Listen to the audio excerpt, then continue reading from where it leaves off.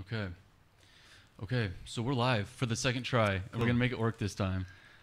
So everybody, I want to get you up to speed if you've missed the first part of this, because Barclay and I were talking about the general quick synopsis of what Unbound is working on. Unbound is a charity here in Kansas City, founded back in 1981, so almost 40 years. The whole goal of what Unbound is doing is to flip second, third world poverty on its head, rather than take to us giving them space to do what they already know. Right. And We so, touched on that lightly about the strings attached type of thing. yeah. Additionally, though, like I think one of the things that we're really challenging with the way that we work is for a long time, aid and development help have come from people that don't necessarily live there and don't live in the daily realities of the people that they're serving. And so there is a gap of knowledge and of understanding. And what we're doing in this work is essentially flipping that on its head and saying, let's start by really understanding what the goals and the dreams of these families are, as opposed to saying, from my Western point of view, here's what I see you need. Here's how you can move forward, because this is how it works where I'm from, and this works for us. Right. The fact is that no two families have the same set of needs. And so to be able to standardize some mechanism of help actually undermines their ability to make their own decisions about it. Okay. And so ultimately it's about honoring people. It's about respecting them where they are, as opposed to saying, I want to help you and here's how I think we can do this. We start with the questions. What are the dreams that you have for your family? What are the dreams you have for your kids? Well, how do you want to move forward as a mother or as a father in this family? And they can start to think about that in a way that is actually empowering for them, as opposed to saying, this is just some help that we've received and now we become dependent on it. It's actually saying, we respect you enough and the knowledge of what your family needs to be able to ask you those questions and then help give you the tools to do that. Do you find that that's still a genuine concern of people supporting Unbound, that you might give them so much leeway that they waste the money or the support or anything along that? I think there are a lot of things that have happened in the last multiple generations of giving that I think give people a sense that they might not be responsible with the funds. And what we have found over 36 years of working in these communities is that the people that we work with are full of initiative, they're full of dreams, and they are willing to participate and contribute, and that what they want is no different than what a parent wants here, that Fair a family enough. wants here, that like they want their kids to grow up healthy and strong, to have more opportunities than they did, to have education. I mean, if you take the very example that in the United States that children until the age of 18 are legally bound to attend school, right? I mean, they have to go. Right.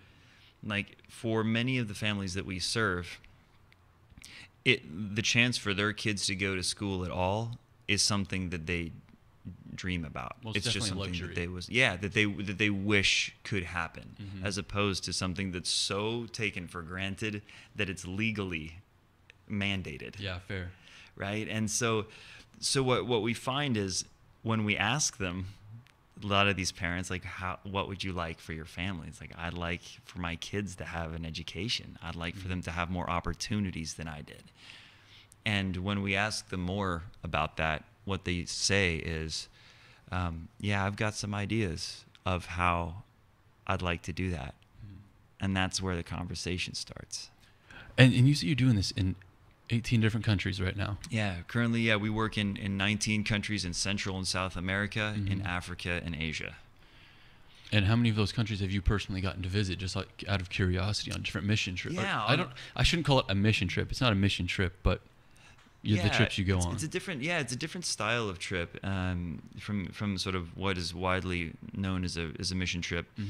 Of the Unbound projects, I've visited Mexico and Guatemala, Chile.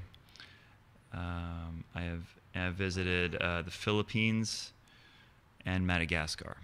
Okay. Yeah, so an interesting spread of countries in Colombia as well, Colombia and South America. And each one of those has taught me something very different and really, really unique about the reality of the struggles that they're up against, but also how unique the solutions are, and that it can only come from those places. Like the problem is unique, and so the solution has to meet it, and equally. Now, when you say the problems are unique, I don't disagree at all that there are cultures around the world, right, that have different needs and realities.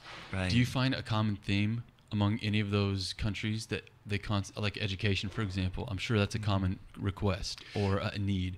But what are some more common themes that maybe transcends culture, but is more of like a human need? It's a great question. One of the things that I think I have observed throughout is that many of the families that we work with don't have any sense of agency. For example, they don't really believe that the system that they live amidst is actually there to benefit them.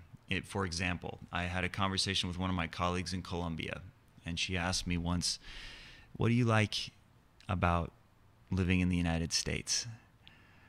And I had to think about that really hard to come up with an answer that would be respectful, as the realities are so different. And I reflected on it for a while. We were walking through the streets of Bogota, and I told her that for some people, not for all, but for some people, there is a system of justice that is available to them. And she said, "We don't have that here. That there is no system of justice. If something happens to you, or something that is illegal, that you're as a victim of a crime or of some sort of that there really isn't any support system. There's no structure that can really support them. At least not a reliable one. Because allegedly they all have some type of justice, but you're absolutely right. Yeah, all of them are reliable. And so yeah, their daily experience is not that there's one that. So many of them grow up knowing the public educations, the ones that most of them can afford, are so fragile and so poorly funded that I've had people tell me that in the public schools in some of the countries where we work, if the teacher finds a higher paying job that day, they just won't show up. And the kids are just going to sit in an empty classroom. Can you imagine if that happened in the United States? Because No. and so like these sorts of things are just part of the daily reality, and so a lot of them, I find incredible strength in these families because they're making these decisions. If they've got 3 kids, they say, all right, well, we've got enough money today to send one of them to school and to feed the family. Or do we take them all out? Do we take them all out of school for the day so that everybody can have food? And this is a daily process, right? And so how do you plan your future if that's your daily reality? And then when I ask them, how do you feel like this society is serving you? I mean, does the government help you? Are there resources to help you? And they say, no, it's never been that way. There's never been a system that we can rely on in any kind of way. And so they have to create some sense of stability, which they do through community. And that's something that I think that they've taught me. Families around the world that I've had the privilege to meet have taught me greatly about that, like how important knowing like human relationships are.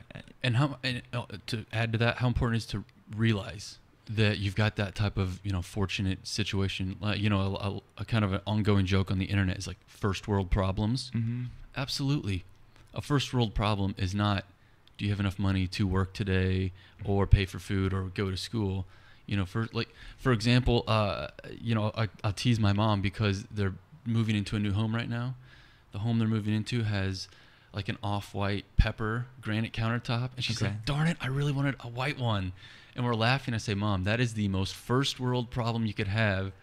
Meanwhile, like what you're talking about right here, Barclay, there are people who are thinking, gosh, how far will this whichever currency they may deal in, how far is that going to get me today? Between my child's maybe education or health or or like you said, the justice system as well. Am I going to have to pay off someone that should be representing me, or a police officer, or something along those lines? We're very fortunate we don't have to run into those types of problems here. Yeah, yeah. There's just a really different approach to living, and so one of the most inspiring responses to that reality that I have found in these communities is that they do have a deep sense of togetherness, and particularly around the family system. Mm-hmm. And so one of the things that we have developed over time is this concept of mothers groups. And so this idea of mothers groups didn't originate from us here in the States. This came from one of our communities in India. And Okay. the way it works is that one of the things that you don't see on the surface in a life of extreme acute poverty is that there's an incredible sense of isolation in terms of who is my friend, who can I reach out to, because life feels so fragile. They feel really vulnerable. Mm-hmm. And just what we found is that there's a lot of pain. Just a lot of kind of emotional injury from just having to struggle to make really hard decisions about how to care for their children when the resources aren't there. Mm-hmm. And over time, that becomes something that they really need to heal from. And so they started organizing themselves, like mothers who are in the program, who have kids who are sponsored through Unbound. Mm-hmm. They would start to gather, and they would start to talk about the realities of the neighborhood, what's going on with the safety situation. Over time, we started learning from that model, and they started becoming a community and saying, oh, like, you need this, like, I can help you with this. We are this community that we are actively building. Mm-hmm. So fast forward, they have evolved this to now creating an economic system, because they have the interest rates for someone in poverty. If they go and say, like, I want a loan for something, the interest rates will be crushing. I mean, just like there will, so much so that in a place like India, debt suicides are common. Like, that they will get into so much debt that there is no way out, and people this is a documented phenomenon that people will actually kill themselves. Wow. Because there is no other way. The interest rates are too much, and they get overwhelmed. And so as a response to that, they started developing their own kind of organizing of the benefits. Mm-hmm. The benefits that they receive through Unbound, and they're organizing their personal finances and learning how to save, and they started collectively saving. And then when one of the mothers within the group wanted to create a new business, let's say she wanted to buy a sewing machine, right, that would cost $30 or $40, it would take months and months and months of saving. They were able to provide her the loan immediately at a really low interest rate. And what that does is gives her a sense of mutual accountability, but also of encouragement, that this same group of women who are all collective together saying, how is this going? Like, is your business working? Have you got what you need? And then that starts to create a larger financial investment in all of them. So they have this capital that they then can go around the systems that are absolutely not serving them and are actually Right. creating a ton of harm in Right. their communities. They're creating their own system on those same precepts, but on a much more human level. And did you say that was something that you all Unbound helped to create, or is that something you said you noticed happening there? So this is something that they organized themselves, and it's a Wow. perfect example of the way that this works. Like, we couldn't have said, hey, us from the office in Kansas City, we've got this idea to organize the moms. Yeah. They just said, this is a need, and we found that this can really help, this sense of mutual support. And so they very wisely organized it from about 15 to 25 women. And the reason that they primarily have been organized around women is, by and large, the majority of the households, if both parents aren't around, it's led by the mother. It's a single parent home led by the mother, and so they're the ones that over time we've learned are the ones that really stay. That's incredible. Yeah. So now that you've documented this and realized it's going on, have you gotten to bring this back and maybe try to spread it to other communities you're working in? Yeah, or do you find it more, like you said, it's a naturally organic thing? You can't push this on people. The beautiful thing about it is, so we invited them to start sharing what they learned from this, and over the last 15 years, it is now in almost all of the countries where we work, and our projects in India were the ones that were able to become the primary educators in this. Here's what the problem was. Here's what the solution was from within the community. And so the mothers groups look a little bit different in each place. But the idea is that, so for example, I was in a community in Colombia, and this was like one of those really very intimate, I felt really privileged and honored to be there. But I was invited to be to attend a mothers group, and we have one of the key staff members that we have throughout the world. We have over 2,000 staff around the world that work for Unbound.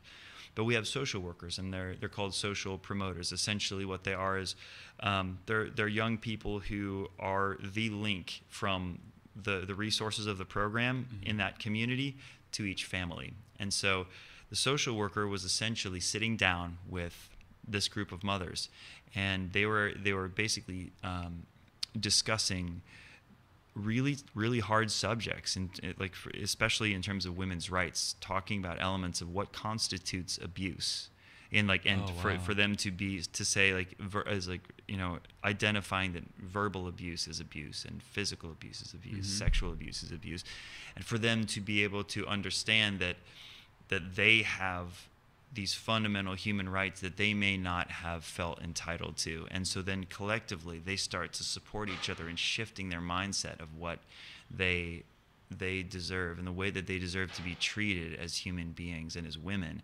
And so they were having these really, really intense, really vulnerable conversations, but it was beautiful to see them say, I can now recognize that has happened to me, and I now know that that's not right. Like, wow.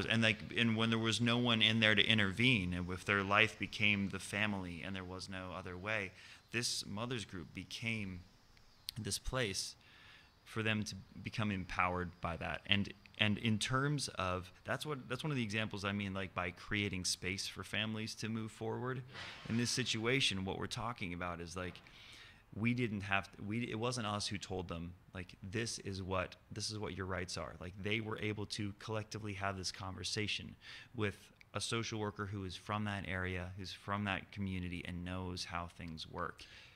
Now I'm curious, when you're talking about staying out of the community, like you said, you don't want to influence them too much. You want to give them the tools to create, like you said, the women's community here.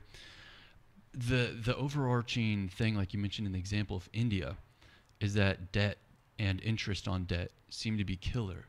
And even in America, we were talking about this earlier, is that you made a really interesting observation that I said I'd never considered it, is where in America we have lots of poverty as well, but we're able to cover it up and kind of build a facade through credit and debt, whereas a lot of folks aren't able to.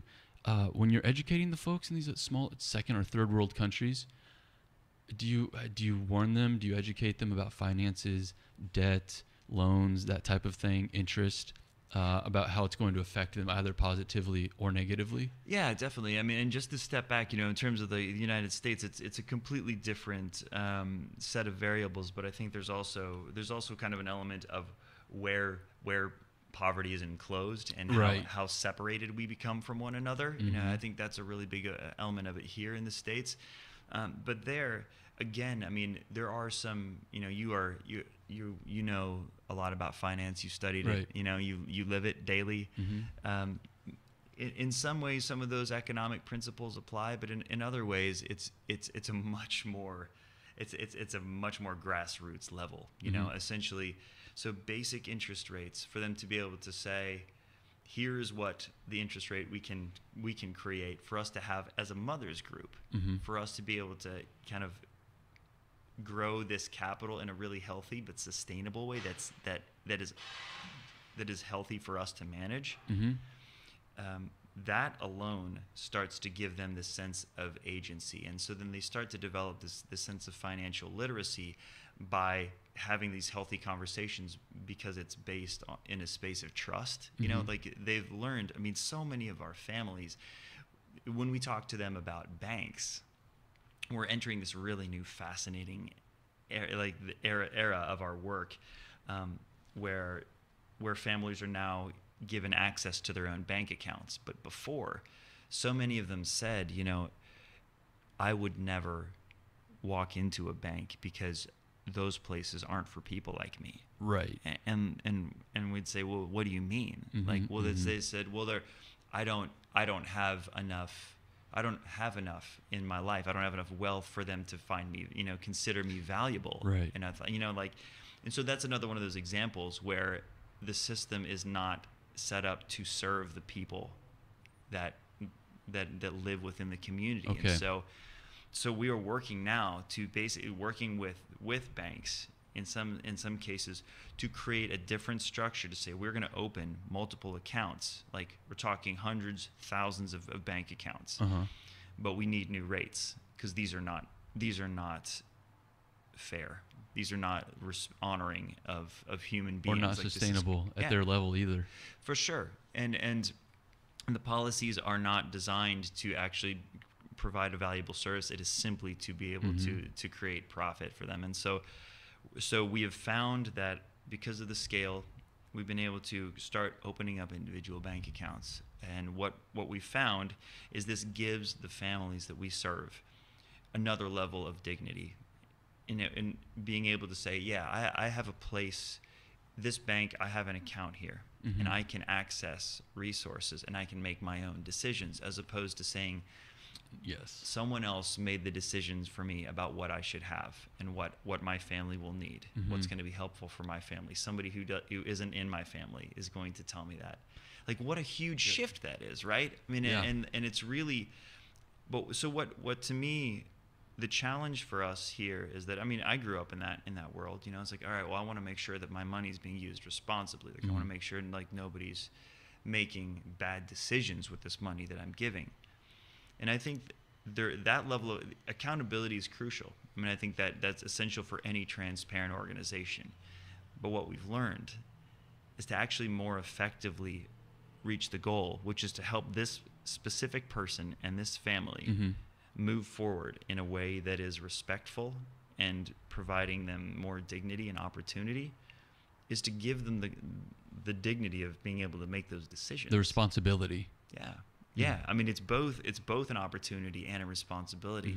And what we found is that nobody knows better than they do what their family needs. For example, we've had so many times where we'd say, the food benefits are really helpful, receiving food benefits, like we purchase food with this, and that's really helpful to just give us a baseline so that we can, so our kids can have enough food to pay attention and feel good in school. But then maybe there's another family that says, you know what, we actually live further out in the country and we're lucky to have a little bit of land and we grow our own food, but our roof leaks. And when it rains, the water comes in and it wakes our kids up and they can't stay awake at school. How do you find these people? I think you said earlier, 300,000 individuals you're working with across the world. Yeah. How do you find these people, or how do these people find Unbound? Yeah, so it works both ways. So we have project offices, and so we have 37 specific projects in each 19 of the 19 countries. So 37 total. So one country may have multiple large projects. So then if you think about it as sort of like the hub of the wheel, each project in a country, we serve communities that are far outside of those main projects, and so those places have small offices as well. And basically what we do is our doors are open, and when people in the community say, I have this need, things have shifted, or I need help, is there space, they can basically go to the office and tell them about the story, and they can essentially apply. And so if there's space, then they can be put on a waiting list. If not, then they just have to be put on a waiting list to be on a waiting list, essentially. Right. Because the needs are a lot. In other cases, when we are looking for new families to support, if we have new sponsors that are coming forward and we can grow the project, the social workers will simply go to the community, like the people who know them, and say, who needs help right now? Who's suffering? And they'll say, oh, there's a woman, she's in her 80s and she just lost her husband, and she doesn't have a means of income. She would be a really good person to include in this program. I'll take you to her home and you can speak with her. And so we serve the elderly as well, and it's a really big part of this work. To me, I love that because so many of the families that we work with, elders will choose to separate themselves, to not be a burden to families. No because kidding. It's hard for the family, if their children are working to support their own kids and those needs aren't met. It's a massive sacrifice that they make. So many of them are isolated, and there's a lot of solitude for them. And so them being involved in the program simply then brings them into a community. And so we have events for them so they can start to feel like they're a part of a larger community, and give them a life of greater dignity in their last years. Just out of curiosity, you say the older folks in these communities, some of them, not all of them, leave so that they're not a burden. Where do they leave to? Where do they go? Where's their other home, or where do they make a new home at? I met a woman in Madagascar, and her home was about the footprint of this table. Okay, so yeah, a few feet by a few more feet. Yeah, so this is like roughly 4 by 8. It might have been a 5 by 10. Something like that. I mean, that was her entire home, and she would make little snacks to sell on the street, and she would sell those for the money to be able to buy what she needed. And so she would make a little bit of money, somewhere between 75 cents or $1 a day, selling these things so that she could buy what she needed.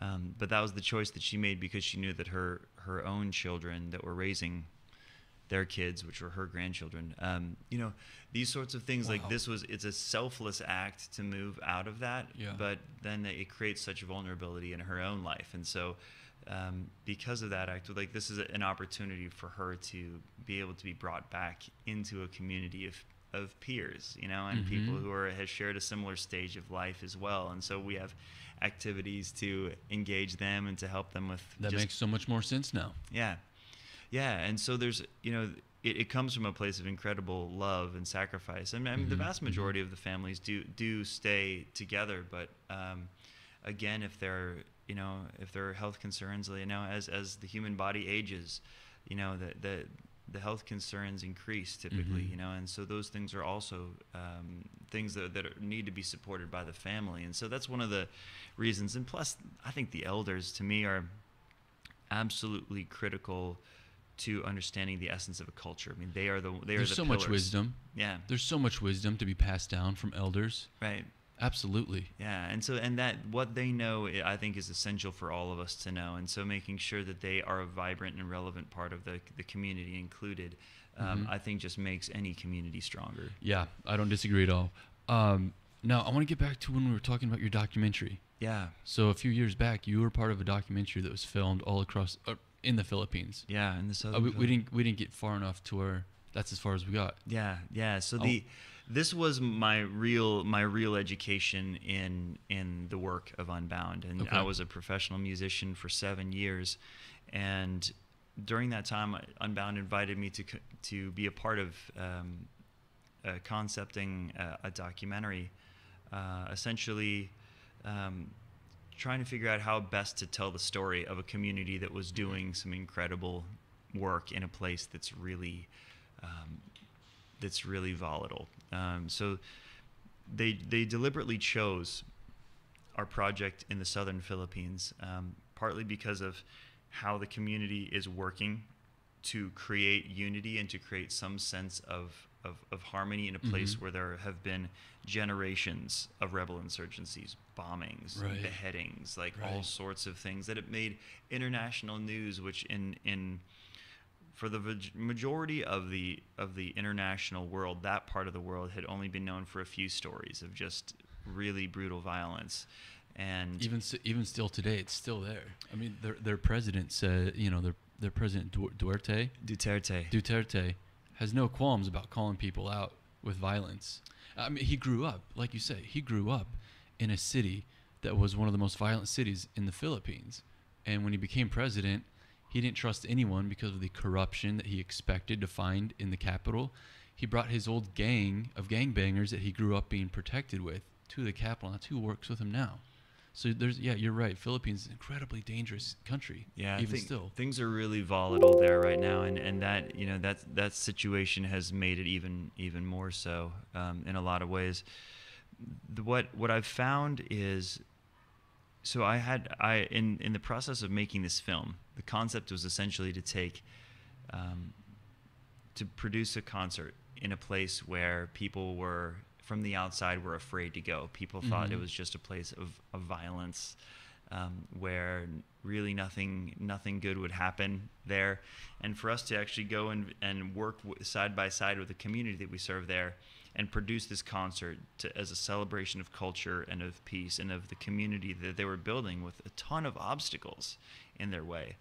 And so what I found is that in the it's a really musical country. I love I the didn't realize Philippines. that. I love the Philippines. I just like I will always love that place for the 5 months that I got to spend there. And what I found is when we gathered a lot of the kids who were in our program, when I talked with them about why they love music, they talked about a lot of music from the States or from Japan or from other places, and I Mm-hmm. asked them why the Filipino music wasn't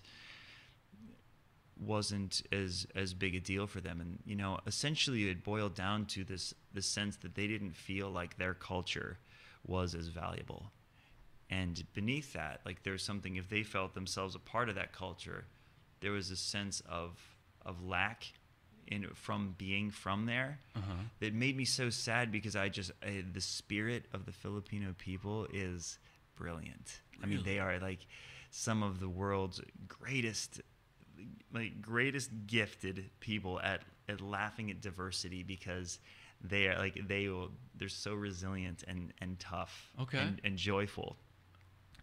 So we decided to create this invitation and say, like, all these kids who love music, we decided to do some cultural music workshops. Like, we Okay. brought Filipino musicians, teachers in to just conduct workshops and not only give them experience learning traditional instruments that are from that place, but understand the cultural backdrop of those instruments and why it mattered as a Filipino to have the story of these instruments and to honor them. And To know your history. yeah, and Uh-huh. as they got deeper and deeper into it, there were 13 kids at the end of these workshops that said, this is something that's really become important, and so they wanted to continue, and so we invited them to basically produce some songs, put some music together, and Mhm. participate in this concert. That we were bringing artists from around the Philippines in to do this as well.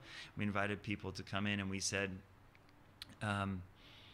So we invited the 13 young people who are sponsored kids in Unbound, and they said, we're really afraid. Like, we've never played these instruments before. And so the process of the film was them learning about these instruments, going through the process of doing it, and putting on this concert. And at the beginning, it was really clear that this was a concert that could not be advertised in any way. The security risks were far too high to have a number, like hundreds, let alone thousands of people coming to a concert.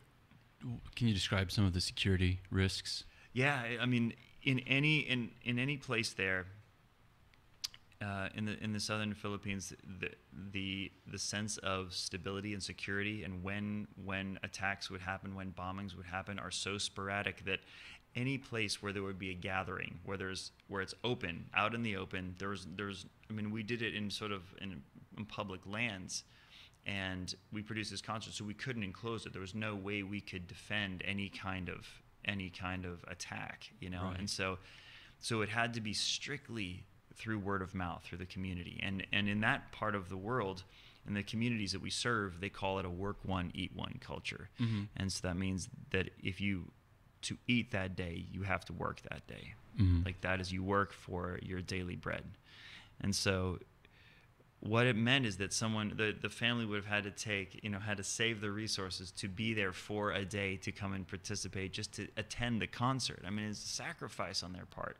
And so we were expecting a couple thousand people, but when the morning of the concert came, the field was, it was beyond full. I mean, like, you could, like, just this sea of people. I mean, they started early in the morning. They got there, and they'd come from great distances. And the reason, when I started talking with them, they said, we don't get things like this in our community. Yeah. People don't choose our community to celebrate or to have events like this. And the fact that you chose us to do this, like, there's no way we wouldn't have come to be here, to be a part of this, you know? And so the final count was 10,000 people. We had 10,000 people through only word of mouth that came to be a part of this day.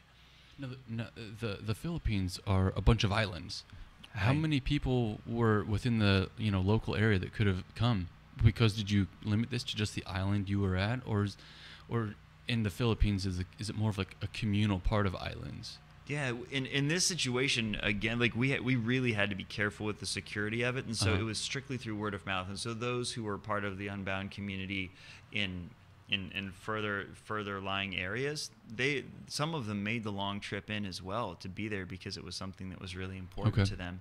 But essentially, it was just one person telling another person, and the mothers groups and the various projects like the Unbound offices, distributing that information to the families, and the families would distribute all of that information to their relatives. And that's how we got this just 10,000 people to come without a single word of advertising, no radio, no posters, nothing. Well, that's incredible. Yeah. And that's a huge, easily measurable success story. Yeah. And so then the documentary, is it online? Can people see it? Did you get video of the clearly of the crowd? I'm sure. Yeah. So the film is called Rise and Dream. Okay. And so the riseanddream.com has it. You can stream the film just right on the site. There's an hour version and an hour and a half version of the film.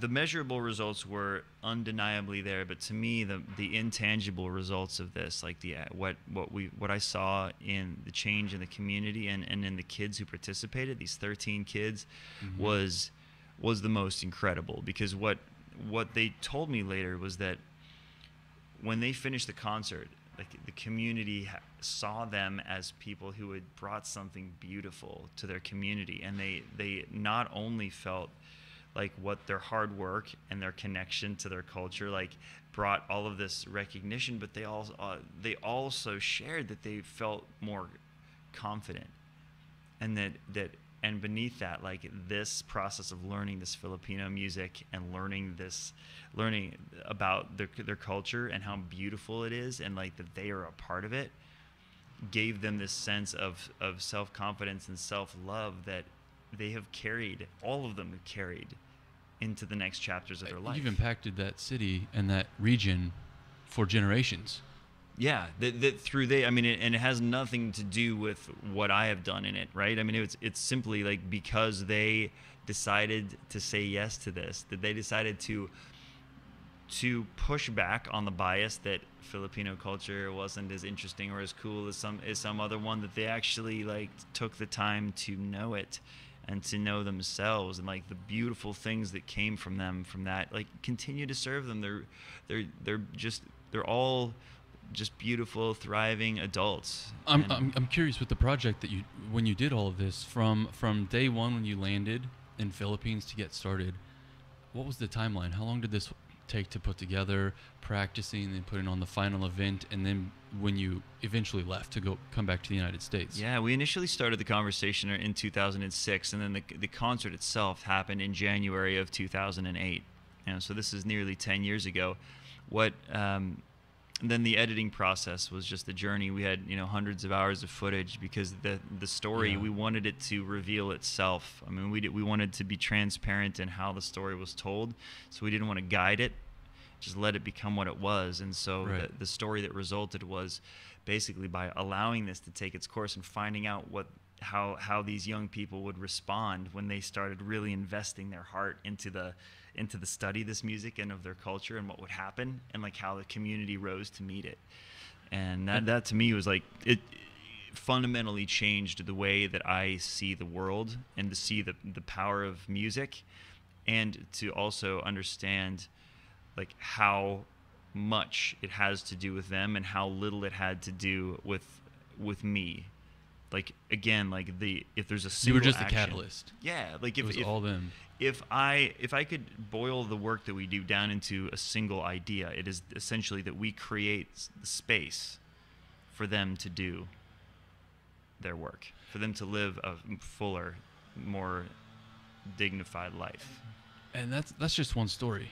Right. One story about 2 years' time in one city, one country of the almost 20 countries you're in, plus the hundreds of thousands of people you're working with currently, not covering the last almost 40 years of projects you've pulled off with, by you I mean Unbound. Right. Yeah, day by day, making gigantic changes, positive changes in the world. You know, I simply don't believe that humans are just bad people. Right. You know, if an alien were to come from outer space and listen to the radio, TV, newspapers, magazines for like a month, they would be getting the next spaceship out of here because of how many bad things they would hear, and you just like never hear this uplifting, honest to goodness projects that are being pulled off around the world. It's incredible. Yeah, a great example of that is when we'd go through Manila on our way down to the southern Philippines, you know, and people there. I mean, Manila has some really beautiful parts of it, and some really raw parts of it too. You know, it's a really complex city, large city, and there, you know, I mean that they have a totally different set of challenges. But when we told them, you know, they said, "What are you guys doing here? Like, what are you doing in the Philippines?" And we said, "Oh, we're heading to Mindanao, to the south." They would say, "Why? It's dangerous down there. Like, I won't even go down there." You know, and it was fascinating to reflect on that people even just further north in their own country, you know, felt like the place was too risky or too violent, or a place that didn't seem desirable to go. But like so many things, as you're alluding to, you go, like, it was for me getting to go and sit in the homes of families and to work side by side with the staff and all of like the community to build this thing together was this beautiful experience. And I mean, very, very rarely did I ever feel unsafe. Like, very rarely. I've got to agree with you right there, because like we were talking about our personal travels before this all started, and like I said, one thing I've noticed from every different culture and place I've been to is that we're humans. We all have things we love. We all have things we're afraid of. We all have goals. We all have, maybe not all of us, but brothers, sisters, mothers, fathers, that kind of thing. Aside from our skin color, our language, our day-to-day routines, we're all very, very similar. And there's only been maybe 2 or 3 times when I felt genuinely unsafe. Those were usually in like large crowds. But one-on-one, no matter, it's a human thing. The human condition we can relate to without language or anything like that. I think you're hitting it spot on. Where you keep, when you're in there in the home with someone like that, you're in their most private, or like, you know, a good example. Have you ever participated with couch surfing? Oh, I know the concept. I didn't do it as like through the site, but through music. You know, especially when I was getting started. Traveling. So many people would welcome me into their homes. You know, after playing music for them for the evening, they would, you know, say, "Oh, where are you staying?" It's like, "Oh, well, I'm gonna figure something out. You know, go get a hotel or something." They say, "No, like, you're gonna stay with us." I mean, that has been a really common thread. I mean, one story that comes to mind in when I was in Colombia, you know, I met these young people who are, you know, part of the program, and they were going through high school, and you know, and I mean, each year that these young people make it through school is an achievement based on the level of challenge that they're up against. I mean, these kids, like, they actively want it, like, they really want to have this education, they value it, and you know, these are kids about 15, 16 years old, you know, and I asked this group of the small group of kids, young people, 15, 16, and I said, what's hard about growing up here in this part of Colombia? And they said, well, mostly we just get the message that people think we're all drug dealers. It's the truth. You know, and it's like, wow, like, on what information is that based, right? You know, like, that's, you know, and these 3 kids, their primary dream is to be able to go to school so they can get a better job so that they can help their parents out. And that is why they get out of bed, 2 hours early so that they can get to school, travel the distance to get the nearest bus to take the trip into school and do it day in, day out. And so that it's just one of just innumerable examples. Like once you sit across their kitchen table and just hear about their life and know a little bit about who they are, it changes the picture entirely. I can't agree more. And you had mentioned a moment ago about the teams you're putting together when you're organizing these types of events or activities across the world. I'm curious, what's the general age range of folks who work at Unbound abroad right now? There are varying levels of, like, we have really specific jobs, like the social workers or the social promoters, as we call them. A lot of them are college graduates, and many of them are actually ones who were sponsored and went through school and then they got the qualifications. They graduated from college and then were in a position to apply for a job at Unbound, and those ones are really special because they know so much about the impact of what being in Unbound, being sponsored, has brought to their family. Right.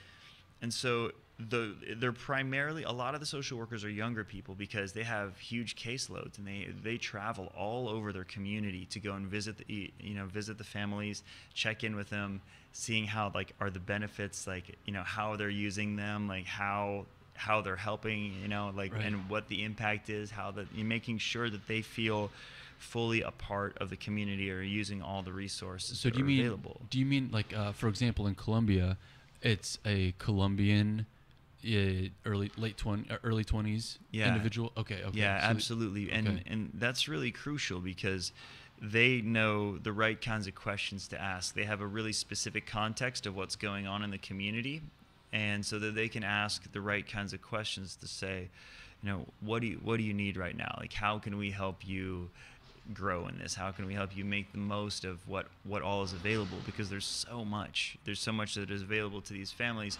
And so the social workers are really that bridge. Like, they're the ones that make sure that they feel a part of it and can make sure they have access to those resources.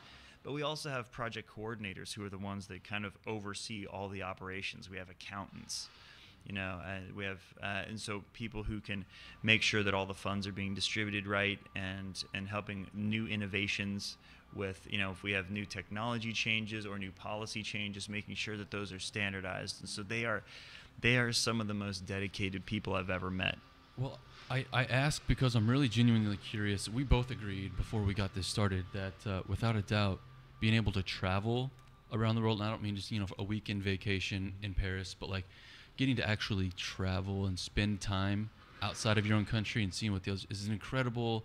You can't duplicate that type of education that you receive in your youth.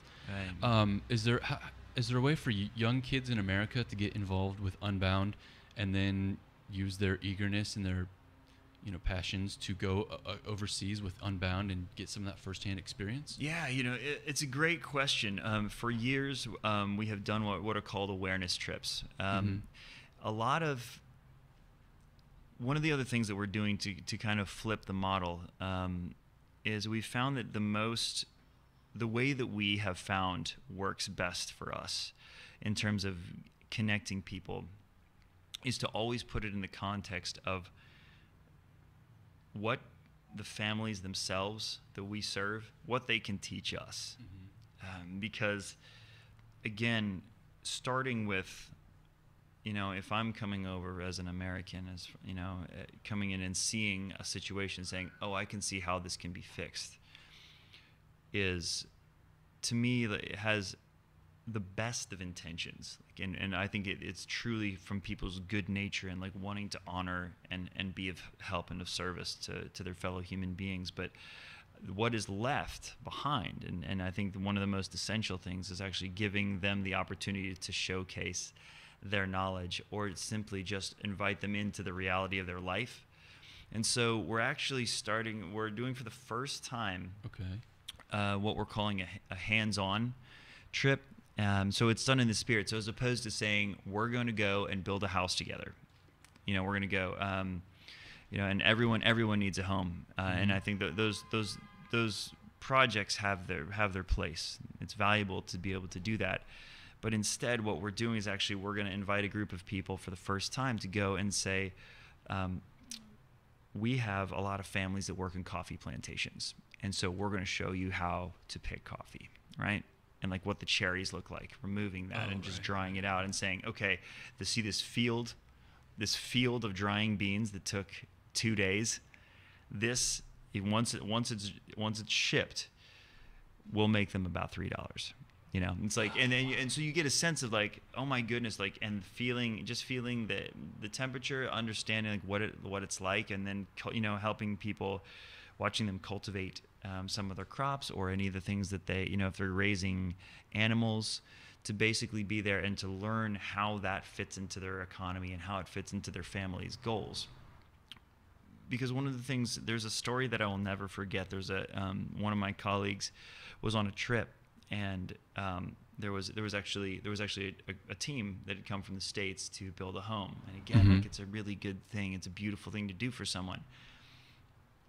And there were some locals that were all standing around the perimeter, and they were just hanging out all day, just on the perimeter of this work site, while all these, the kids from the States were like kind of figuring out how to do things, and there were people like, teaching them how to do some basic skills or help them haul things. And so this group was working from the States, and then there were all these workers around the perimeter, and then so this colleague of mine just went up, hey, sorry, I don't mean to interrupt.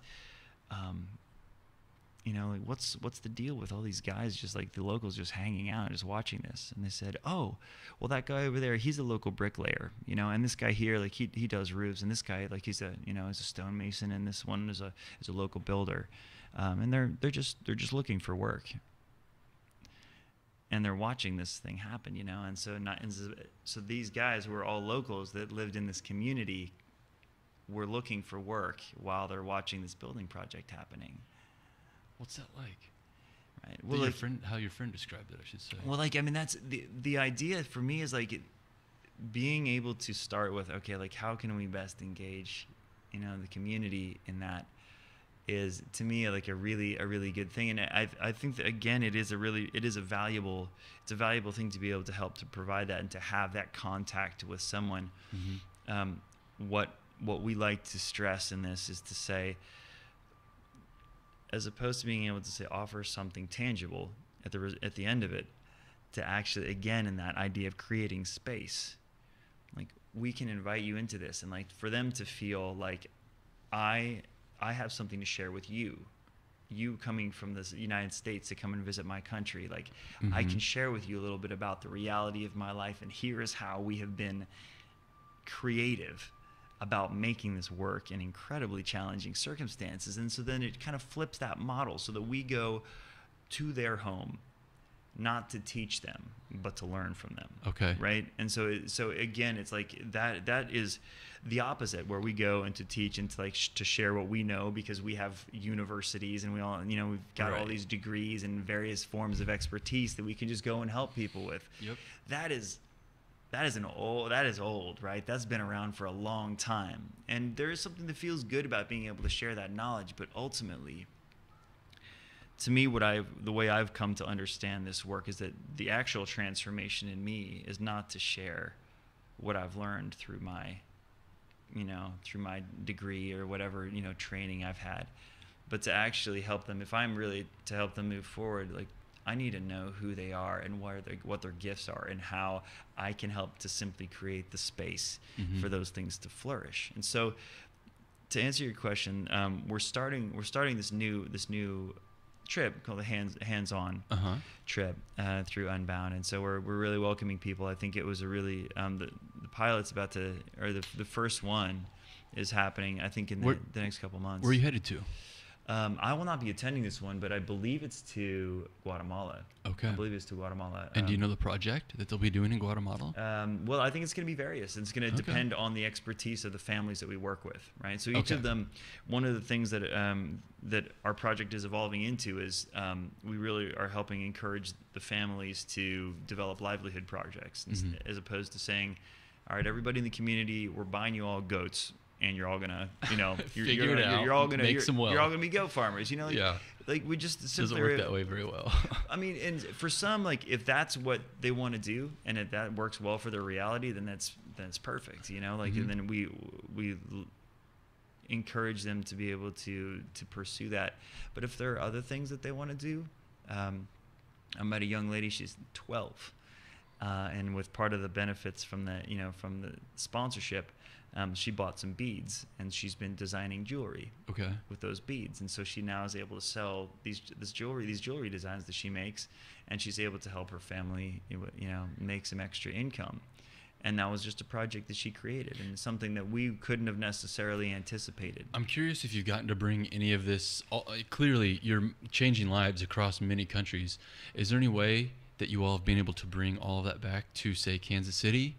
Spread that same type of community building, opportunity creation, whatever name you want to give it. Have you been able to bring that back to, say, Kansas City or even the United States? Yeah, last year we started what we called the Global Insight series, and so I'd mentioned to you the project coordinators, and so these are the ones who really are in charge of these projects. Some of them will serve tens of thousands of families. Okay, and then they're the head of this, and so they understand all of the various levels and how it fits together, and how the impact of Unbound in this community is really working in unique ways in the lives of each of the families. And so currently, right now, we actually have 3 of some of our most just wise and experienced leaders here in Kansas City, one from Guatemala, one from Bolivia, and one from Honduras. And so this Wednesday, actually 2 days from now, they're going to do a brief presentation and just talk about some of the innovations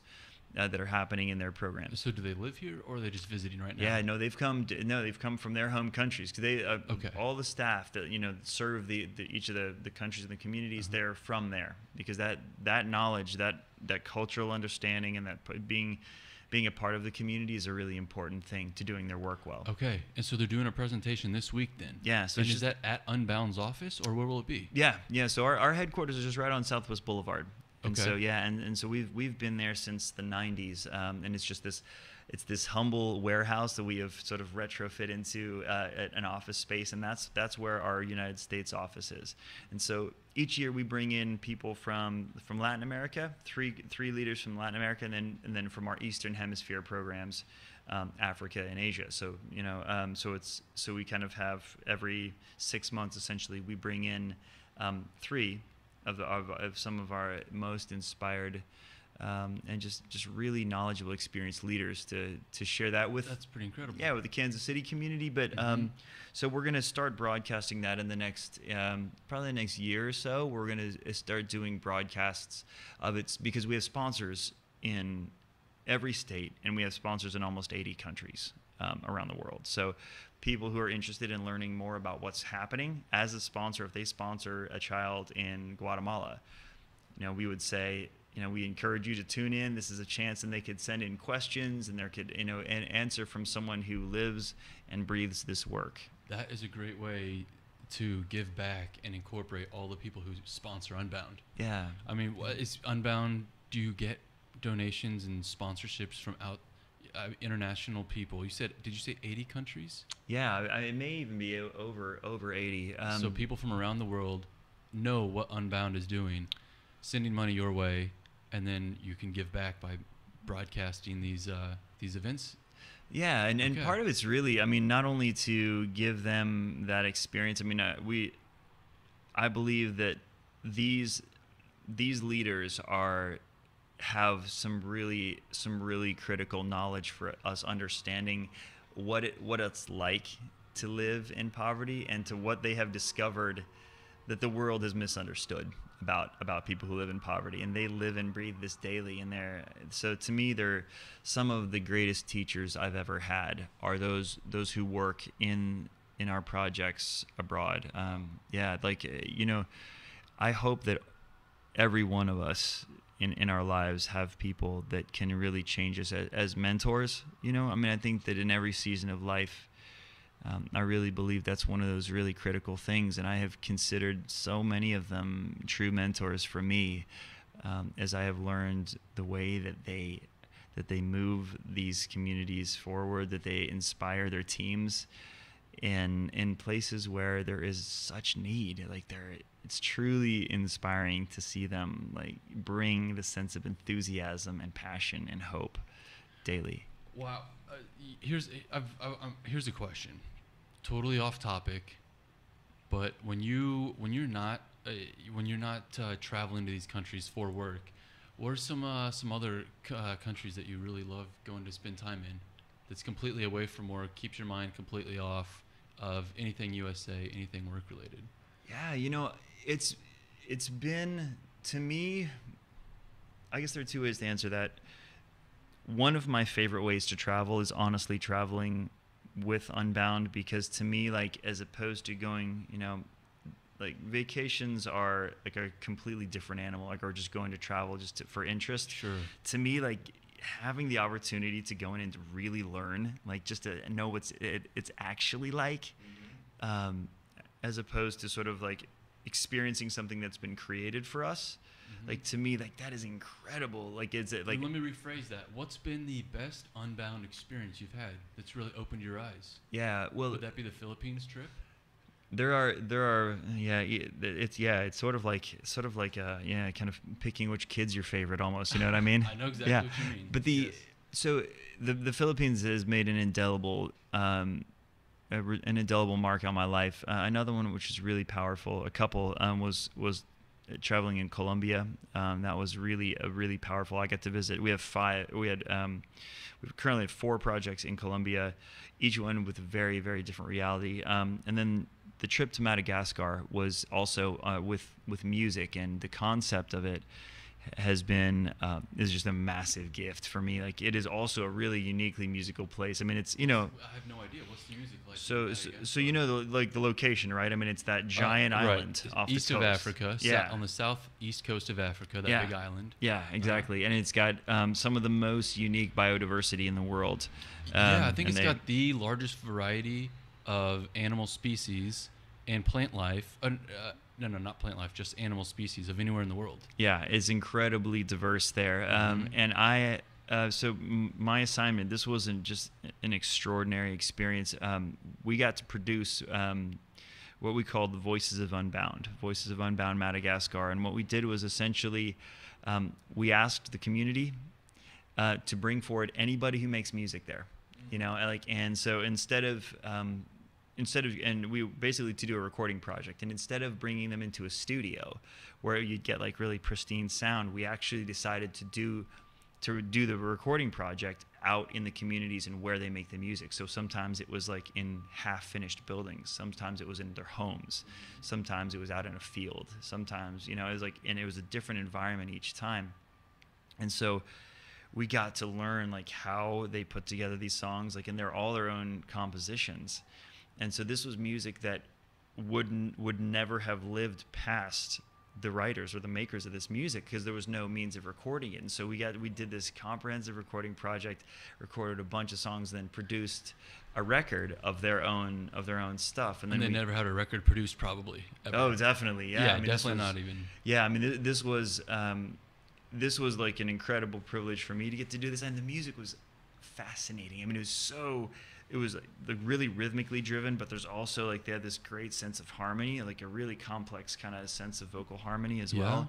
And I'd never heard music like it. I mean, it's just this over time. What are some of the instruments? There are a couple that are kind of unique to Madagascar. So one's called the kabusi, and I actually was given one of these by it looks something like a guitar, but almost like a cigar box guitar. It's like a square body, but it has a really like unique kind of fret pattern to it. So it looks a little bit in form like a guitar. And then they have what they call just Malagasy banjos, and it's like they're small banjos, and they're about 8 strings to them, and they have this kind of a plastic top, and a lot of them are made by hand, and they're very loud, and they're played like really percussively. And then they often will have drums, so it's sort of this kind of back and forth conversation of the drums hitting, and then the vocals kind of calling back and forth. And the purpose of it was to not only to showcase and honor the music, but also to show the environment and to say like that beautiful music and like this like that I think just contributes something really valuable to the world can come from these places that are truly humble, you know, that they can, and we could create something that can be really really moving and powerful recording under a tree, you know, or and like with this ambient sounds of their environment, because that's how the music is made. It's like almost inseparable, you know. If you hear the sound of the life swirling around them as they're playing this music, that we considered part of the music too. That's pretty incredible. No kidding at all. Yeah. We've been going at this for about an hour and a half. We'll see we wrap this up. Sure, man. That way I don't keep you too long. Here's one of the main things I wanted to bring you on for, because I knew Unbound, I knew the work you guys did. If people want to help, how can people give to you? There are people who, for whatever reason, may not be able to even get out of their homes, right, but they want to help, and like what you're doing is clearly quite incredible. How can people help? Yeah, the most specific thing that you can do is to become a sponsor, and the commitment is $36 a month, and essentially what that does is bring in this person that you choose. So you get to choose then. Yeah, and so there, through our website unbound.org, right, you can choose a person to support. So it can be a child, it can be like a teenager, or an elder. So that's a pretty cool feature. It's not like you're just taking my money and giving it off to someone else. I actually get to kind of say, I might have a personal connection with, say, the Madagascar individuals who are playing music, so you get to choose who your money's going to as well. Yeah, a lot of people will choose, like, maybe there's a child that has a name of one of their grandkids, you know, or has their birthday or something like this, and just a way. But the key to it is then kind of opens up this opportunity for correspondence. So every person who is sponsored writes 2 letters a year, and so you'll actually get a handwritten letter from them just talking about their life. And we really encourage people to just send a message. You can do it electronically as well, essentially to give them. To me, that's like the great transformation. I mean, on their side, we've talked a lot about like what it does for them, you know, like and the way that being a part of Unbound can help the families we serve. But on this side, what it's done for me is given me a way deeper sense of gratitude for what I have, and that I think that the way that our society works can make us really self-obsessed, you know. Yeah, of course. And in a place where you can, I mean, to me, even more important than the $36 a month that you know that someone gives to support this person and their family and the dreams that they have, is simply just saying, like, I believe you can do this. I encourage you, like, good luck in school. I'll be thinking of you, you know. And like this, for some people, it's like it's a way to connect with their faith. For others, it's a way just to connect with another culture. It's another way for people to just connect with, just saying, this child deserves just as much opportunity as a kid that's born here in Kansas City. You know, it's born in a place of privilege and opportunity. Like, that child deserves just as many opportunities to flourish. And so for me, like, some people will say, well, why don't you work in the United States? The short answer is that $36 a month doesn't go very far in the United States. That's a good point. The longer answer is that to me, I think that that's actually the work that we do is actually the transformation of perspective, of like getting to know somebody on the other side of the world.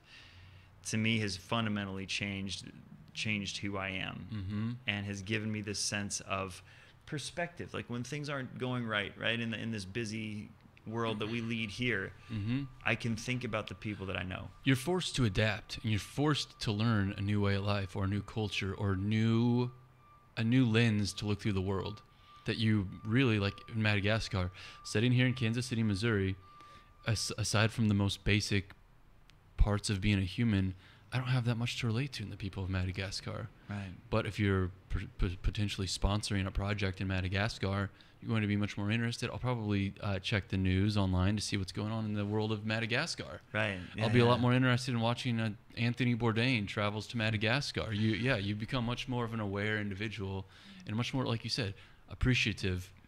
Yeah, of the life we have here. Yeah, and that support doesn't just go to the project. It goes to a specific person, the person that you choose. It goes to them. Yeah, and that's something I found on your website. I'd encourage everyone to check it out. You guys have like aces across the board at every major charity grading system, if you will. Yeah, and they're all listed on your website. You guys are in the top notch of all charities as far as I think it's 92% of every dollar that comes into the building goes right back out to wherever that project is. Yeah, to support the programs. And that transparency is really crucial for us because it's the trust that we have built with sponsors on this side and with the families that we've served for 36 years. And that's one of the things that I feel really grateful for.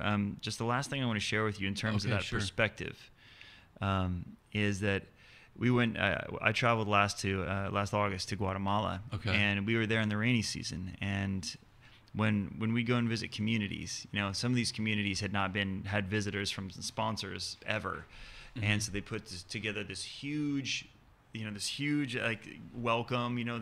They scatter the ground of like the meeting space with pine needles. And they would create designs with flower petals, just welcome us. I mean, it's just this beautiful thing that they had created this space for us.